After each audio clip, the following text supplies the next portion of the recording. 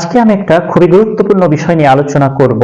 আমার এই বিষয়টি, এই অপরাধটি সমাজে আমরা একটু কম দেখে থাকি, কিন্তু এমনটা নয় যে এই অপরাধটি একদমই ঘটে না, ঘটে। তো এই বিষয়টি নিয়ে আজকে আমি আলোচনা করব বিস্তারিত। তো সাথেই থাকুন, যারা এখনো নতুন আছেন চ্যানেলটি সাবস্ক্রাইব করে ফেলুন।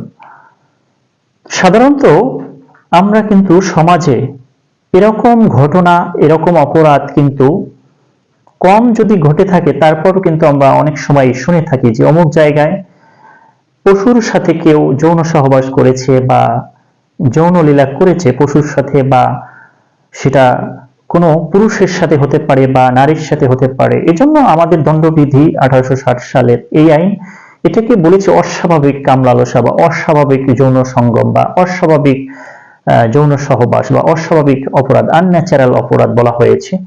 এটা সাধারণত দণ্ডবিধি 377 দ্বারা স্পষ্ট আলোচনা করা হয়েছে। এখানে বলা হয়েছে যে কোনো ব্যক্তি যদি ইচ্ছাকৃতভাবে কোনো পুরুষ বা নারী বা কোনো পশুর সাথে অস্বাভাবিক যৌন মিলন ঘটায় বা অস্বাভাবিক যৌন সহবাস করে, তখন সেটা কিন্তু আনন্যাচারাল অফেন্স নামে অভিহিত হবে এবং এটা কিন্তু দণ্ডনীয় একটা অপরাধ। এটার জন্য কিন্তু কঠিন শাস্তির ব্যবস্থা রয়েছে আমাদের এই দণ্ডবিধি আইনে।